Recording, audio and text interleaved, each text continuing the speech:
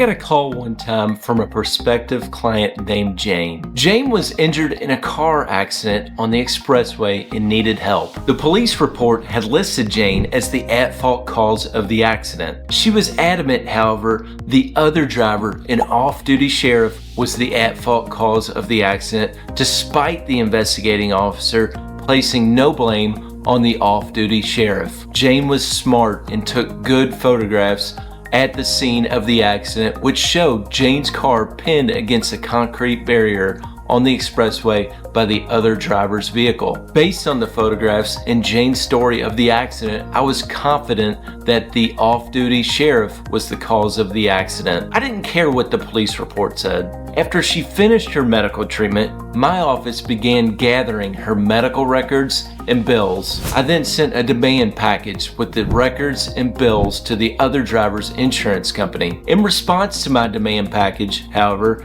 the insurance company denied liability and refused to make any offer whatsoever to settle Jane's claim. So the next decision was an easy one. We filed a lawsuit on behalf of Jane against the off-duty sheriff, alleging the off-duty sheriff was the at-fault cause of the accident. Litigation of the case proceeded, and months later, after we continued to demand that the insurance policy limits be paid out, the insurance company for the other driver finally gave in and offered to pay the policy limits as a settlement. So we settled Jane's case despite the police report stating she was the at-fault cause of the accident. You certainly might have a case worth fighting for, even if the police report places all the blame on you. In Kentucky and many other states, the police report typically isn't even admissible into evidence in a car accident case. So who cares what the police report says? If the evidence backs your version of the accident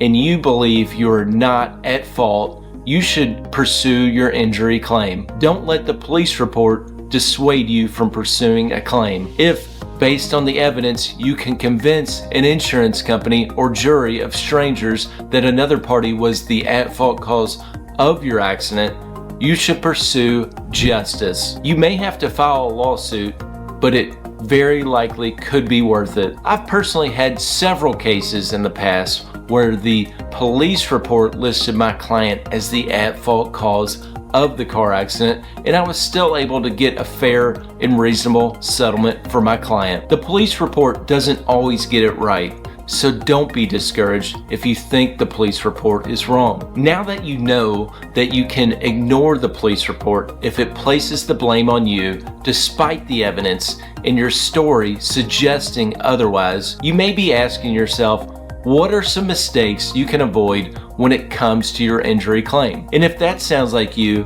then you should definitely watch this video about to pop up right here, where I reveal 8 mistakes that can absolutely crush your injury claim. And for more helpful videos like this, please subscribe to my channel right here. Lastly, if you've been injured in Kentucky, remember to